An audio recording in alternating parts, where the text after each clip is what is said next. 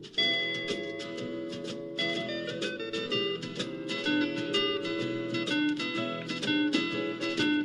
the world calling, but son, don't you listen. They're only trying to drag you back into prison, that's right. Welcome back to What Have You, Becca?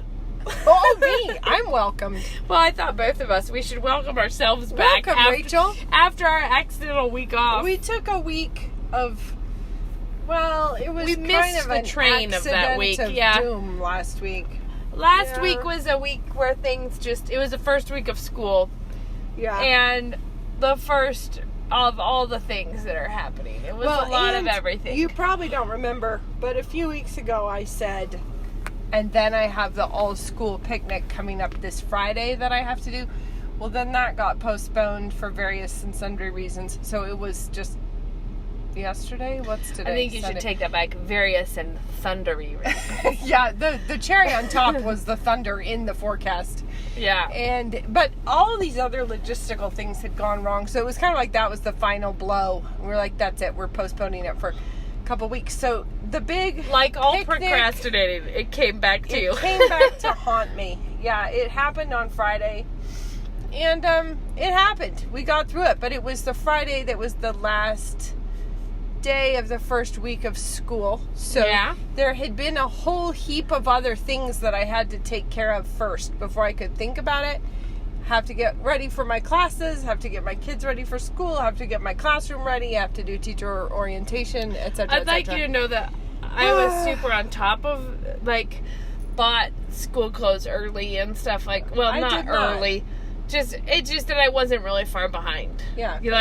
And I thought I had covered all the bases. For the Doesn't first matter. week, for the first week of school, Shadrach had one polo. I only had bought one polo, and apparently he outgrew all the other ones. So we were washing his polo every night. Luckily, there was, one tie day and one fight night day. So really, he just had to wear it 3 times. But we're gonna need more before next week.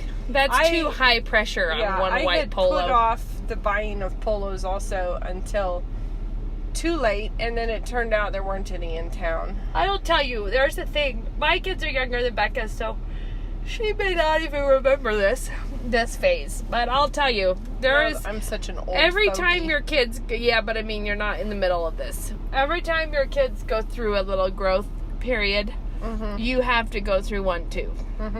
Every time. I think often kids giving up naps is more about moms giving up kids having naps than it is about the kid. The kid has a little bit of an adjustment period maybe, but the mom can have a much worse one. Much harder times. Or Potter training. Rachel has a lot of that It at got her really house. serious with the pottery training. No, but when the potty training happens, it is also less the kid and more the mom. It is a lot more of you're having to be on hand all the time to think about it and do that. And it is the same in every little growth period like this. So now we have Shad full day at school and we have all this stuff. And I remember years ago, the twins, when they started, no, wrong, not the twins. The twins were still at home. They were close to dropping their nap though. And the big girls were both coming home after school. And I was feeling what sounds really good, because Daphne, I think, was in preschool, afternoon preschool, and Lena was in first grade. And I would be they could come home and have a reading time. Everyone could and nap. The twins could be having a quiet time. The twins will be back there. The girls all be have a snack and just sit on the couch. And while I click some photos for Pinterest. And I was thinking, though, that's how I would like to relax after a day. That is not how young children like to relax. No, Their idea of relaxing is not that. So I remember it actually being something of a spiritual battle for me, because the problem was if the big girls came home and were hooting it up, that the twins, there was no way they would be asleep. And so the question was, shall I have 2 children having a quiet time on the couch, or shall I have 4? It might have been Blair yet. No, I don't think so. It was probably just 4 kids. But it was 4 kids running around the house, whooping and hollering and having loud music on and playing crazy games and getting into everything did not sound like what I wanted to do. As you kind of come in for a landing. I was thinking with your day. I'm working real hard to like get the house ready and get things done, and when these girls come home in the afternoon, wouldn't that be great if we just chilled out until dinner time? Yeah. Like I'll start working on the dinner prep. Yeah. Things will be great. And this is it's just an example of like one of the things, and this is not, I guess what I'm trying to say is I had to realize that my kids needed me to grow up. Like it wasn't that I needed them to stay on a schedule. They needed me to rise above the chaos home vibe and let them have a good time. Oh, yeah. And I remember it being a little bit of a spiritual moment when I was like, welcome home from school. Let's turn on the loud music and see how fast the twins come out. And boy, did they. You know, they heard us discussing it and they were out. So it was like, really funny. It was like, yeah, go ahead. Play tag. You know, like, do this. Let's get all the dress ups out too. And why not all the play food? Because now that we're at it, let's do it. Dough. You know, yeah, let's do it all. Let's color, and like at least one of you on the coloring, one on the Duplos, several on the dress ups, and then like you got to switch it up all the way until Daddy comes home for dinner.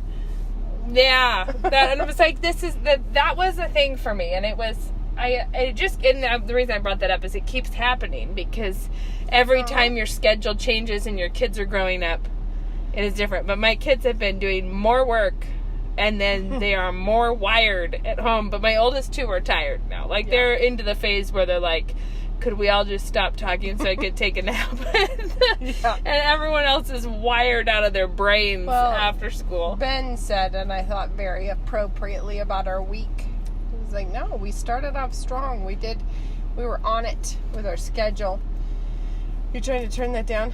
I just realized it was a little loud, A little loud. He's like, yeah, we were on it with our schedule beginning of the week, and he's like, and then we're kind of on it, and then the end of the week we really flew off the merry-go-round and piled up in the bark chips under the swing set.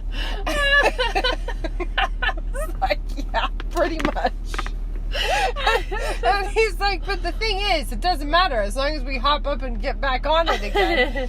It's all part of doing the merry-go-round with that. If you decide to stay in the bark chips under the swing set, that's when stuff turns into a problem. Right, totally. It's when you can just hop back up. I don't know. Despite having been flung from the merry-go-round of life again. And I think that this is a thing, is that when, I'm sure we've talked about this, but I just think it's such an important thing about raising kids, is that you're always wanting to look way past the current moment into what kind of a person, if you were meeting an adult who you really liked, and you liked their temperament, and you liked the way that they worked, and you liked the things that they loved, and you're talking about a full throttle person at this point. If you said, tell me about your childhood, what kinds of things would you think would make that person? Do you know what I mean? Like, what kinds of things would you think would go into the creating of that person? Do you know what I mean? And I think, well, what we want our kids to be is people who do a lot and carry a lot of burdens and anticipate needs and think of things to do, and not my needs, but the things that God has put on their heart for them to be doing. Yeah. And so when we are thinking that way, there are things you need to endure as a parent for their sake, because it's not your story, it's their story. It's not, this is not about you. Although it is about refining you, because God makes all of these things play together. But I just mean, if you want your kids to be the kind of people who make things happen, you're gonna have to let them practice on the forts and stuff. You know, like to let them be the people who are crafting T-shirts for their entire team. That happened. That happened to you. I was trying to cook 300 brownies. And they're like, oh, I committed to doing There were this. a lot of T-shirts flying around getting made. Oh my word, yes. Amongst the brownie situation. It was great. It was, the end of the week was great, but it was like, it very much was, I have my big thing that's happening, but you have your big things that are happening. But you're actually doing other things. So good job, you. Exactly. Like, wow. Yeah, that was me and the secret sisters of the volleyball team. Because you're like, all of a sudden, I'm never on top of that. Well, but it's just, Hero's comment is that it's the secret friend's mom. It's like it's not secret sister, it's your secret friend's mom.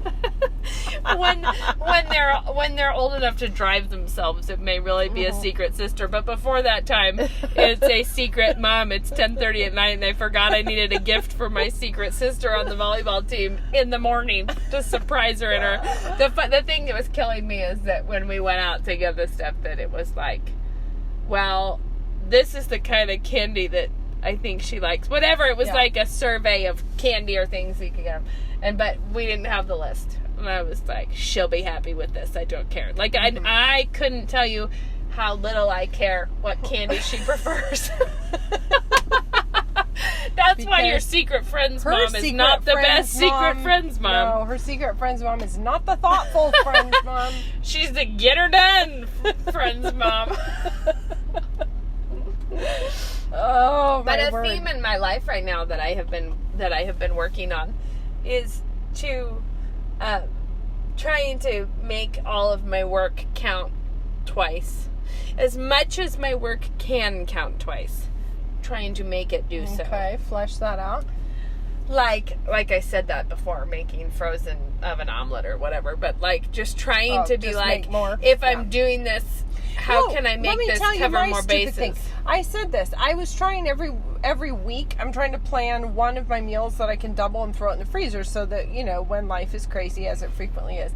So I had done it a couple weeks, and then this week, as we were in the middle of flying off the merry-go-round because of the big picnic that was happening on Friday, I was like, oh my word, I had to drive down to Lewiston, which is where our Costco and restaurant supply store is, so 30 miles away. So I jumped in the car after class. I'd gone down. I had, in both stores, I had the full, flatbed pallet thing and 2 carts. So I have, to pack my entire car. I wasn't even sure if I could get everything in my car to get it back up. No, at Costco, I only had 1 big cart. How many people came to this picnic? Well, I was cooking for 300 because I just couldn't tell how many were going to come. That turned out, even if 300 people would come, I still cooked far too much pork. But it's okay. I would much rather have too much. And in the end, it was probably more like 2. But, so that's all right. It's not an RSVP event, so you don't know how many people will show. Anyway, all that to say, I thought I'll finish teaching. I will do that. I will come back and get going on dinner. I roll back in the door at 7 o'clock because it was just such an endless thing, and loading and unloading and loading and unloading. And at this point, it was like, and my champion husband was like, it's fine. I'll just pick up, food. It's great. Meanwhile, I had dinners in the freezer for this very exact event. Well, just think of the next time. I totally forgot that I could have pulled them out. Luke added a reminder on his phone that somehow our phones are tethered on the reminders. Okay, yeah. So he added a reminder on his phone that keeps coming up on my phone, and it says, get the dog called. Get the dog called. It's a reminder that I would get a text about. And you're like, what does it mean? I figured it out. What is it? Dodgeball. It was for Uncle Ball at Sabbath. He must have voice dictated, get the dodgeball. But it translated to get the dog called. Which, the reason I think of this is I think you should give yourself some reminders like this to just keep texting you. You have a freezer meal. It's like, hey, guess what? Becca, you have a freezer meal. There's a chicken lasagna in there. Becca! If you need it. Yeah, I have chicken lasagna in my freezer, too. I have a regular lasagna. Don't you feel empowered? I have a regular lasagna also. We're weird. Matchy. Yeah, and I would feel empowered if I remembered it in moments of crisis, but I did not. And then we just bought food. I'm working on it. I'm working on trying to be more, I think I'm buying for lunches in the future, not lunches this week. Makes me feel better. My approach to life... this is me staring at her blankly. Yeah, my approach to life is always when you feel too far behind, just get ahead on Christmas. Christmas is always coming. If you get ahead on it, you'll be proud of yourself. I just can't envision what lunches in the future are not lunches right now. Well, because I have my lunch system where I have a bin in the fridge, a bin in the freezer, and a bin in the cupboard. Yes. I also have a secret stash of lunch supplies Yes. And I'm moving this into even the next possible level of bizarre. You might think that I'm more organized than I am from this, but it gives me joy to shop for lunches of the future. I don't know what you mean. Like these are next month's chips? Well, if they were chips, it What could are be they? that. I just don't put them in circulation. They're like emergency backup plans. Well, what are they that don't, like, they clearly have a long shelf life? Oh, yeah, but lots of lunch stuff does. Like, Yeah, but I mean, like, so what? so the emergency. This is the stash for the shoot. It's Sunday night, and I really don't want to go to the grocery store. But the ultimate pressure on the grocery store is lunches in the morning, because you can probably get through breakfast.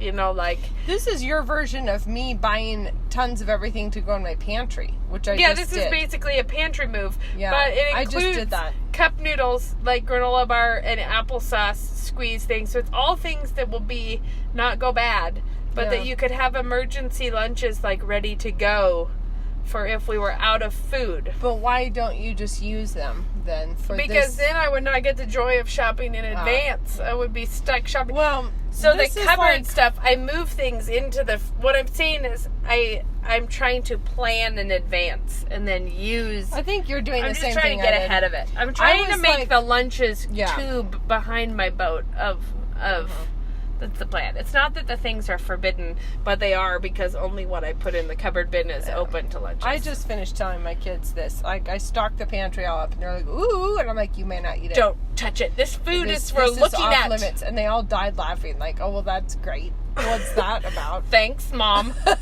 Thanks for thinking of us. So I think we're on the same wavelength, actually. It's it just just that makes I me get- feel like I might have a toehold in the Yes, world. you get Yeah. if you get out ahead of it and seize authority on something in advance, then you go back and get dominion over the current event. I'll tell you my big problem.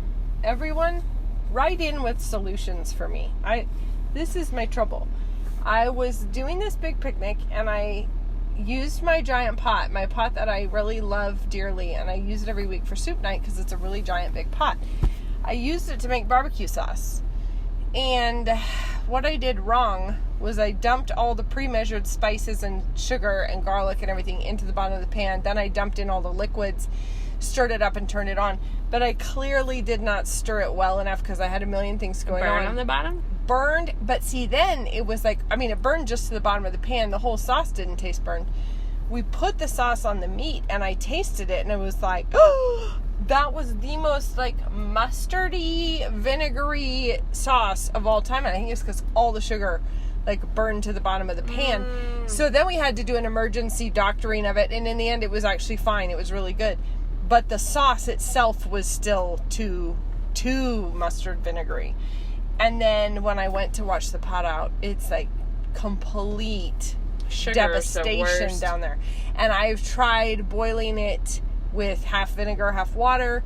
I've tried chipping it out, but it's like, it's such a deep pan that you can't get a good angle on chipping.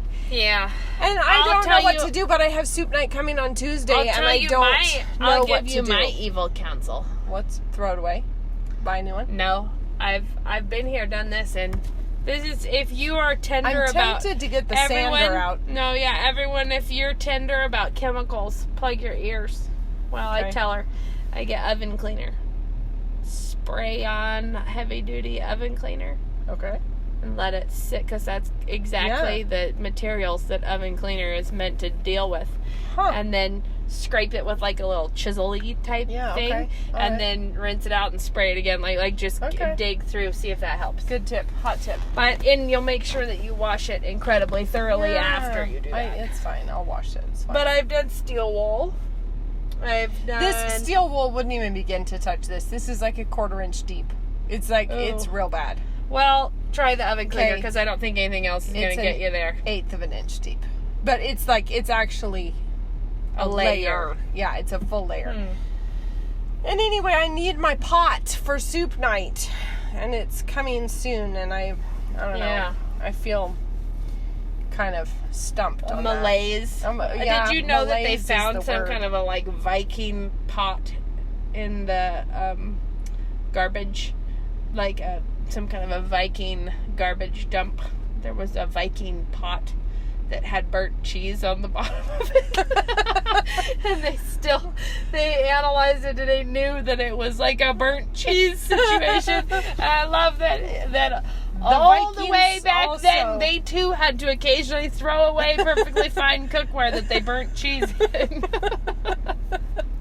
It's so funny because it is amazing. It's so weird to find something that's like, so you human. know, yes, and you know that it was like connected to someone's bad day.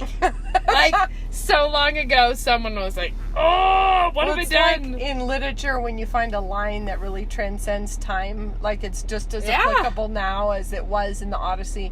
I feel like it's that. Yeah, it is. This is a problem that transcends time. There was something where they uncovered a fishing village by the Dead Sea somewhere.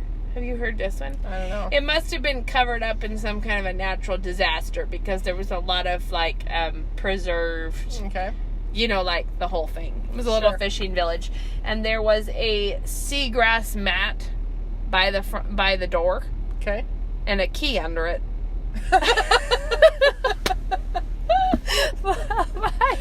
Like, what did God put that in the human DNA to put a key under the doormat? Like, so funny. That's or has it been handed down to us? Mm-hmm. Yeah, I remember getting a major kick out of that article. I like that. Yeah. It's good. There are things that connect you with the people of times past. Like, Well, okay, I was laughing about this with Ben the other night because we were watching some show, and I don't even remember there was some scene that was like a really bureaucratic environment where it was like a really kind of a tedious waiting room with a kind of somebody sitting behind a desk and nothing is attractive, and somebody sitting over there in the corner kind of in the little chair waiting, and there's a little phone ringing, and kind of like just the sounds of a bureaucratic environment. And I'm like, see, don't you ever wonder, like, what was that in Nineveh? Yeah. Or in Rome or whatever, Constantinople. Because that's a human thing. It's a human thing. Like, there were tedious milling people around waiting for your donkeys to be done with something. Yeah, people who were being all, like, sniffy and particular that's not the about protocol. Like, you're doing it wrong. The clay tablets don't go there. Oh, like, I don't know.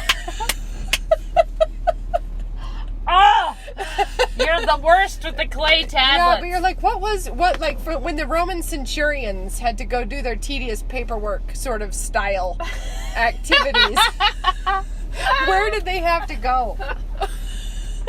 I find this interesting. No, because like the funny thing with like Ruth and Boaz, like having to go somewhere to chuck a shoe over your shoulder.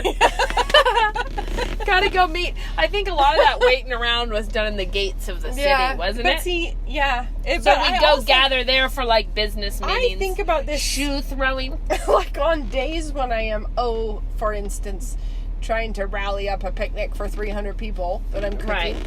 Don't you just kind of, you think about those passages in Esther when he's throwing endless feasts for how many days, for how many people? Yeah, you wonder who was working the kitchen. Oxen.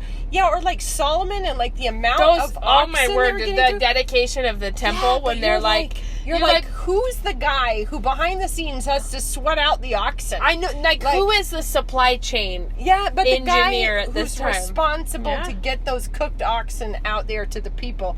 Like, where does the buck stop? The guy who's getting it done. Like, somebody was really masterful in those. Because those ones, it's like, and now I decided, well, we'll sacrifice another 700 bowls right here. You're like, who has 700 bowls on hand? Yeah. For starters. And then feeds all the people that. Yeah. Because that's a whole... there's stuff happening there that we are not told about. There's infrastructure necessary to get that out. It's so true. I speak from experience. We should actually talk about... Weren't we supposed to talk about something? We should talk about the Bible Reading Challenge, though, because it's about to start again. Okay. So if you're the people out there, we finished the... wait! I have to say something. What? I promised I would. Your webinar. I was asked... What you gonna say about it, Becca? Tell me all about it. Tell me about my webinar. No, I was asked to say... All right, Jake wanted you to say on something. the podcast... Everyone, Rachel is doing a webinar. I am doing a webinar. He talked to me about it because I think he thought you wouldn't bring it up. But I am doing one. I'll tell you. It's in September. It's every Wednesday morning in September at 10. And you have to sign up at Canon. Pacific time. Yeah, Pacific time. It's a live webinar, and that means that that there's like question and answers at the end, so it's interactive in that way.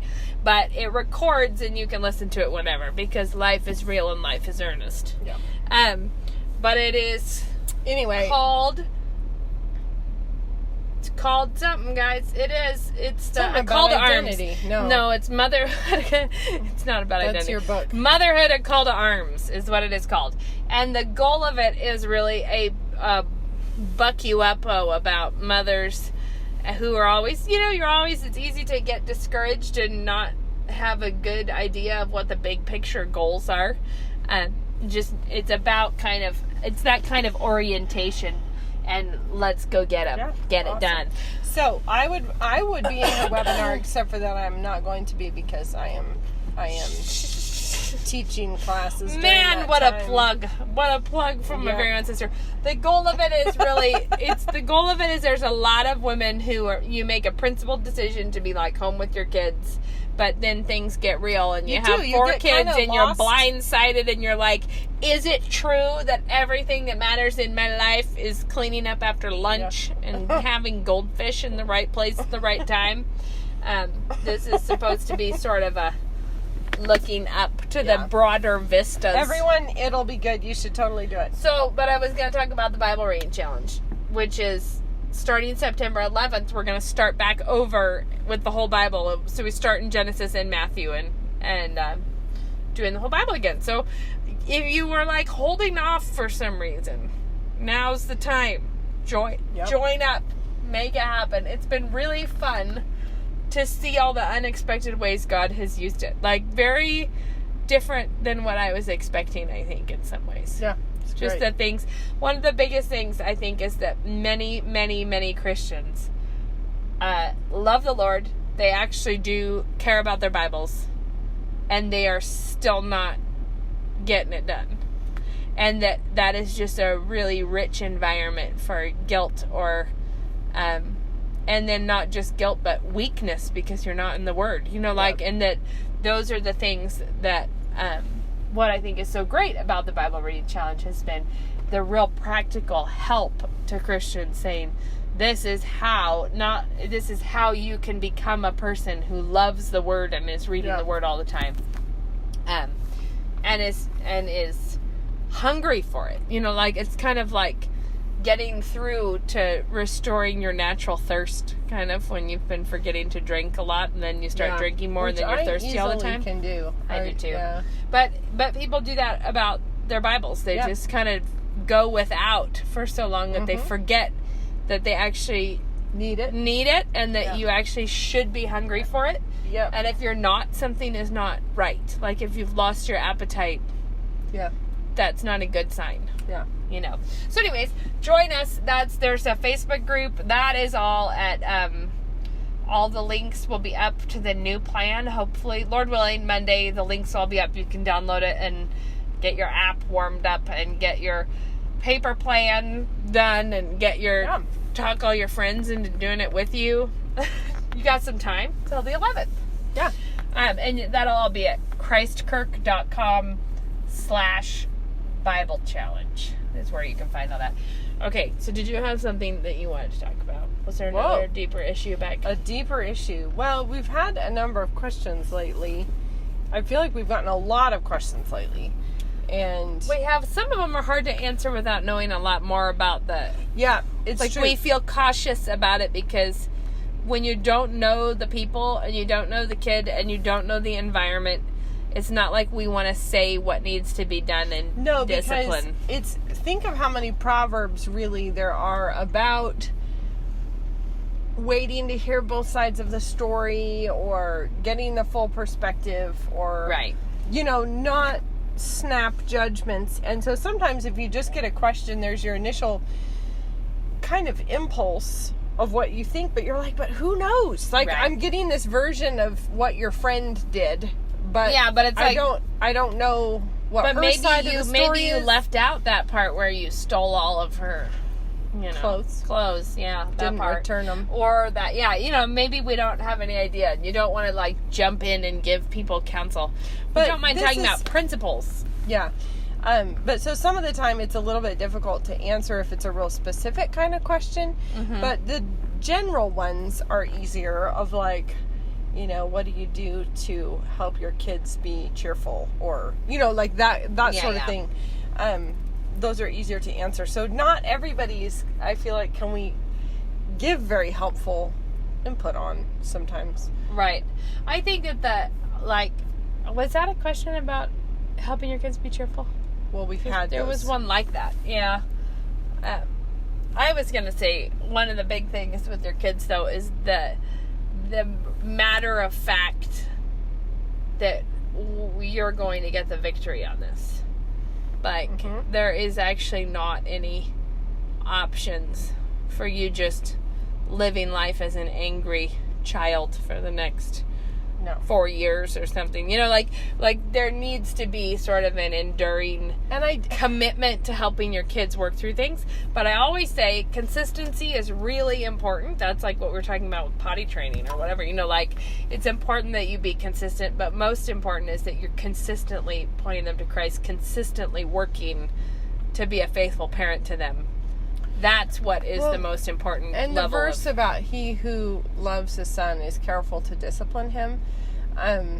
My kids were commenting the other day because they had been exposed to a child who was incredibly grumpy, like really grumpy, and kind of too old at this point to easily deal with it. It's kind of like if you let a tree grow weird for a while. Yeah, there's nothing to do about it. It's real hard at that point to correct. And they were just like, wow. Like, I have never seen a person so grumpy ever. Like, ever. And they were just like that. I mean, that was not even funny. And so the thing you think about is, if you love your child, you don't want them to grow up into the kind of person that when anyone meets them, they go, wow! Yeah. Because that's not what love looks like. It's letting your child become a really unlikable human. And actually, I think it's relatable to most parents. And if you have this moment, you need to notice that God is catching your attention. But I think most parents have had this moment. I can remember having like a super jolly, super sweet child who's like little toddler, who's being super jolly, fun, hilarious. You know how they are, wonderful in all ways. And then up comes something that just, boy, is this not a seemly person to be around. Like where you're just like, oh, you're driving me crazy. You know what I mean? Like where everything is wrong now. And you have to see that transition where you realize that this is like having a beautiful little flower in a garden and then having a way fast growing weed blocking the view entirely. Like you are not seeing what is beautiful about this kid because this weed is overtaking the whole area.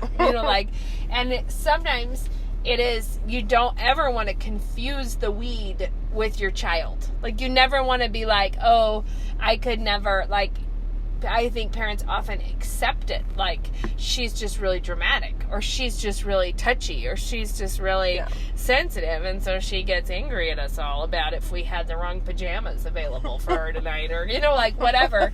They're like, she's just a real delicate person like that, and you think, no, she could be a nice person, but you are like handcrafting someone that no one will ever like to be around. Like, this is not fun. It's not fun for her. Sometimes, like, I remember when I was a kid, there was a girl around who was an amazingly picky eater, who just real picky. Yeah. But there are ways of, like we all have things we have don't a love preference, to eat. don't we? We have tastes. God gave us tastes. There's no sin in having a preference. No, and there's no sin in maybe having a few things you don't like, but there is a sin in being a selfish brat about it.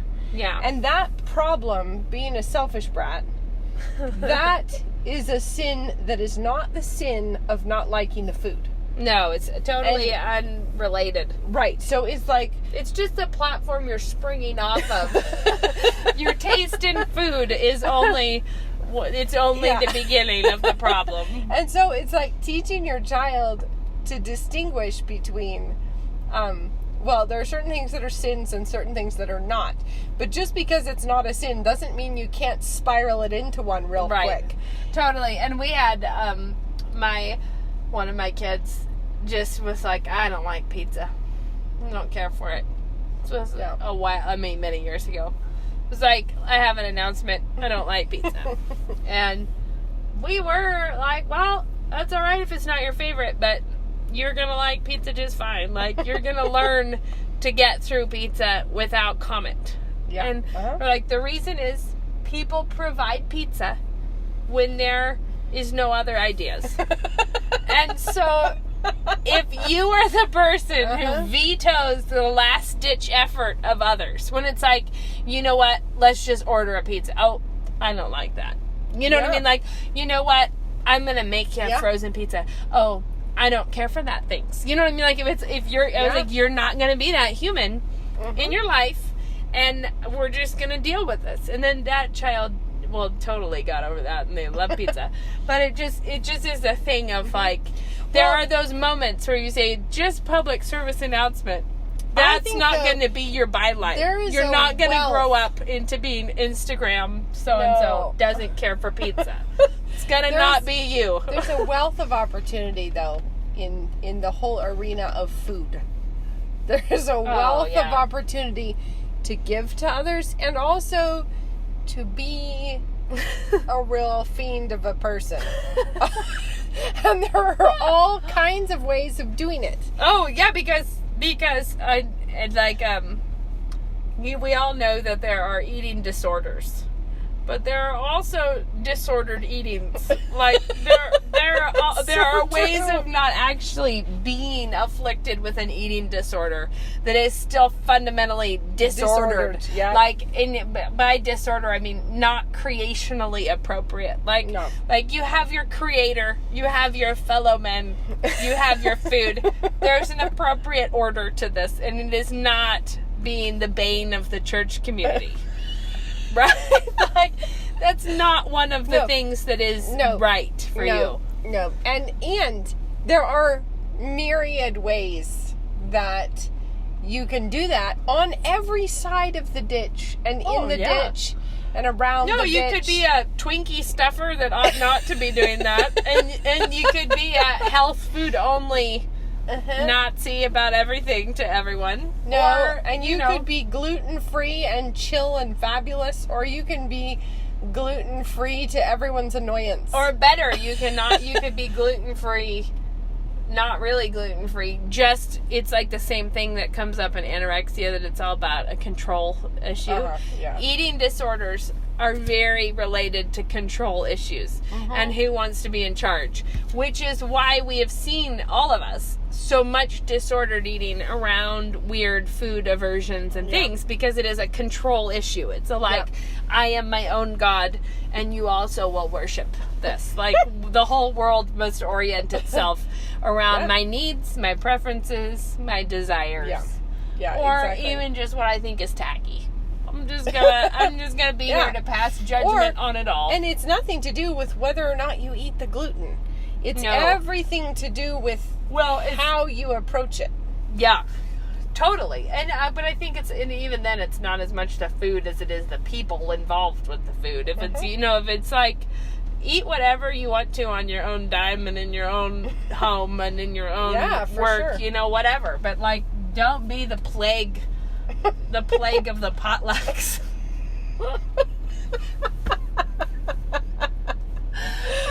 Our church doesn't even have potlucks. It would be amazing to see what would happen. We haven't done that in a really long time. It's too big to potluck. It would be kind of we off do the smaller chain. like parish potlucks, but it is very funny that I think that the New Testament actually has quite a lot to say on the subject of the foods. We've talked about this, haven't we, before, that I think, all that stuff about the meat sacrificed to different idols, that that's the problem, is when anyone thinks that meat that was sacrificed to a particular idol pleases God more. Like, yes, there are people who, there is food that is sacrificed to the idols of Earth and, Mother Earth and Hippie Town mysteries that is completely fine for Christians to partake of. But it is not more pleasing to God that it was sacrificed to Mother Earth than it is. As long as they're not worshiping at the altar, you're all right. Yes, as long as you're not worshiping the God, it's fine if you want to buy your fancy kombucha somewhere. But on the other hand, the idea of meat sacrificed to the idols of convenience or productivity, or commercial big box things, you're free to also eat that, but it also doesn't please God more that it was sacrificed to idols there. What pleases God is a rightly oriented worshiper of Him enjoying the food that has been provided. So, like, where you're buying it doesn't matter. But if you're buying into everything at either place, it's not cool to buy into everything at the big box facilities these days. But no matter what, if you're all in, like, God is more satisfied with my performance if I bought half of a grass-fed beef. That's more righteous to have this. I think what it comes down to is you can buy whatever you want. But the question is, did you buy it because you believed the commercial? And I think whatever the commercial is, if you believe the commercial, you're probably in trouble. Yeah, I would say that's exactly the same thing with natural medicine versus big pharma. Because if you totally are like, I am all about big pharma all the way, no matter what they tell do. me what to do, and I'd love to get addicted to narcotics. Like, boy, I don't care what they say, I'm behind it. That's a big problem. But if you're the same way, the other way, like, no matter what weird stuff this place dishes up about what they're providing for us, I'm in. Do you know what I mean? Like, that's what I mean about believing the commercial. Yeah, you're like, it's like, amazing. It is all the way perfect in all the ways. I am a solid believer in this product because it will change me. It will change me into a different person. And I think that's what a lot of the stuff is it's trying to reinvent ourselves by means of what we buy. By what we intake. Like, this is what how we buy and we then control what we eat. We're like making us something that we there think is a kind good. of, there's a captain of my own destiny because I'm only eating these things now. Well, that's the control thing again. It's like controlling who you are by controlling who you're aligned with. Like, who, like, where and do I... And the truth is, like, it's repeated through Scripture that you can eat whatever. Like, feel free. Even down to the right in the beginning, there was one thing off limits, was the tree of knowledge of good and evil. But all the rest. But everything else is given to you for food. And then, of course, you have the clean, unclean distinctions in the Old Testament. But then that is taken away after Christ. And it's very clear, you get to eat whatever. You're not allowed to go create little camps based around clean and unclean divisions anymore. You're welcome to not eat certain things, and you're welcome to eat other things, and you may prefer them. But you don't use it and to you be may a prefer division. them because they make you feel better, or you can prefer them because you like them more, or you can prefer them for whatever reason. But you can't then buy into the whole hog, into the whole the thing. Mythology that surrounds it. Yeah, and that's the thing, is that most of these things have a full belief system with them.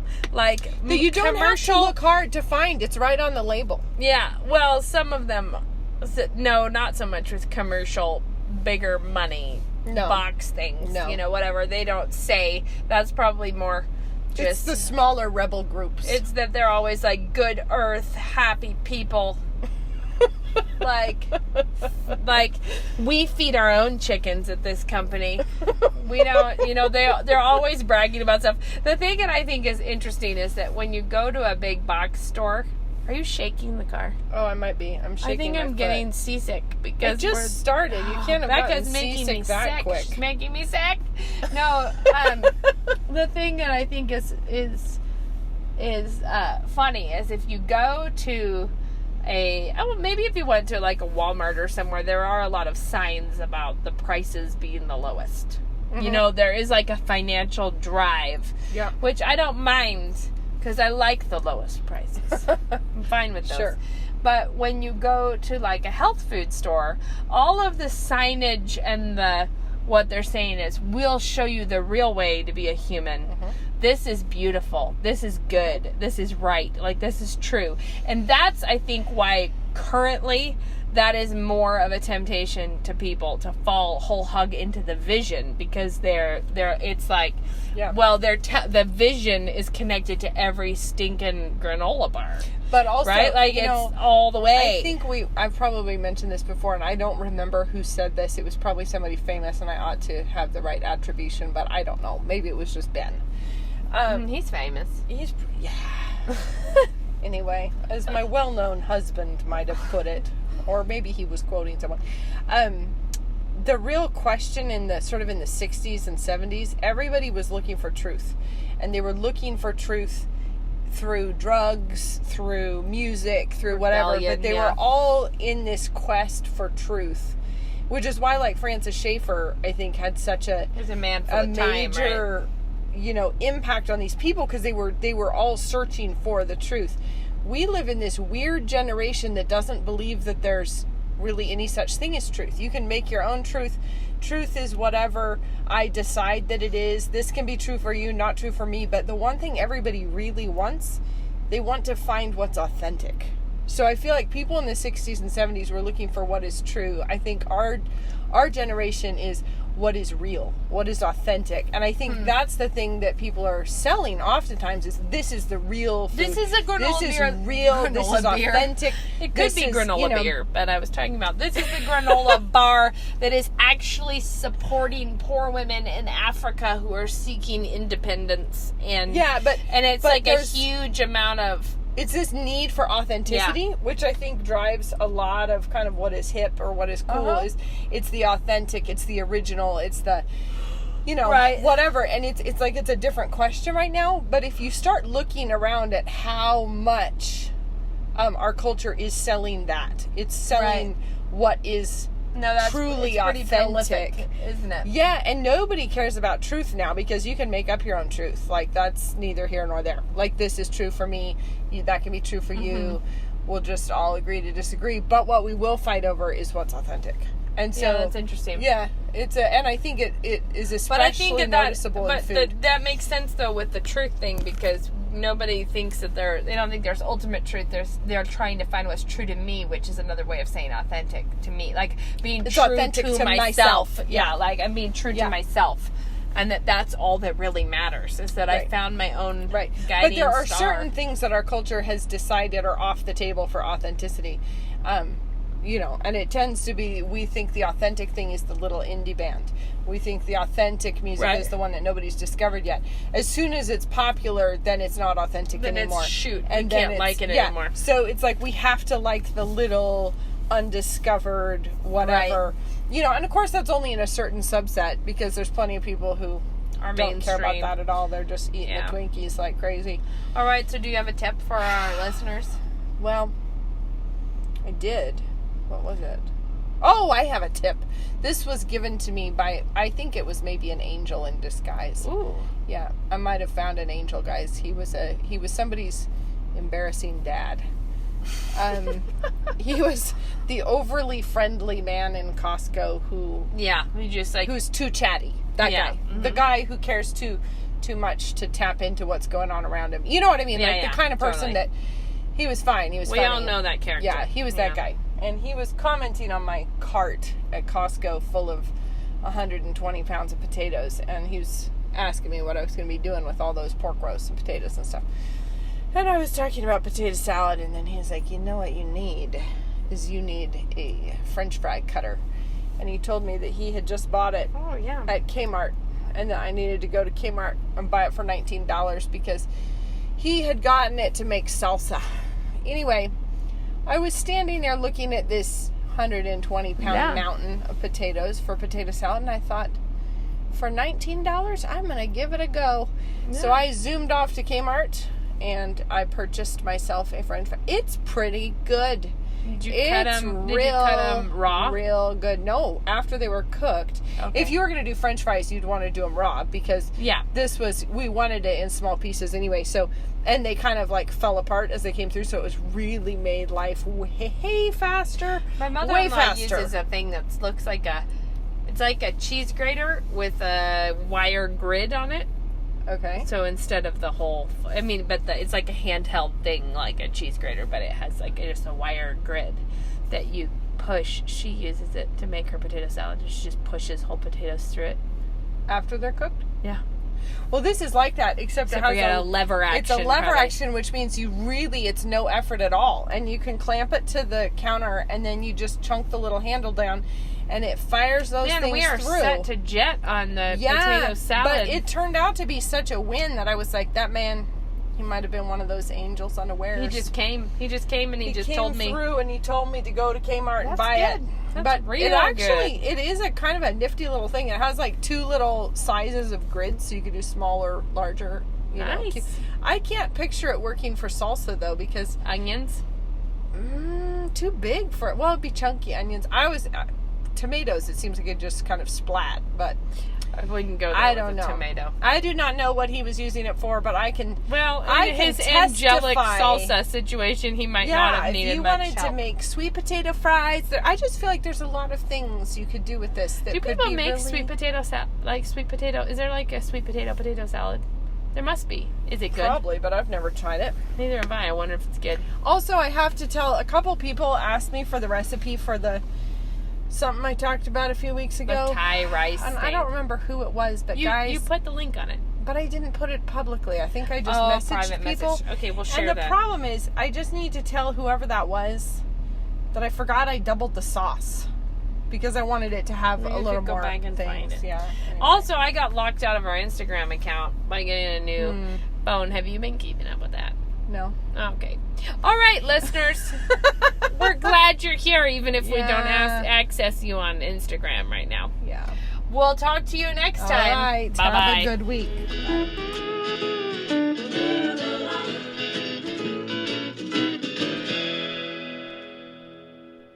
I'm a 2009 graduate of New St. Andrews College, and I'm a commercial property manager. 3 kids at Logos, 1 at home still, and I do flowers on the side out of our house. When you have these little people that you're responsible to shepherd, you realize I need to know what I'm talking about because they need to have a firm foundation and they need deep roots so that they don't get blown over and that they're ready to stand up for the truth. I am a programmer. The language aspect of NSA is a fantastic preparation for any sort of programming. I'm a real estate broker here in town. I think absolutely the perfect education for being in sales of really any kind. I actually put it to a lot of great use when I was working in the political realm.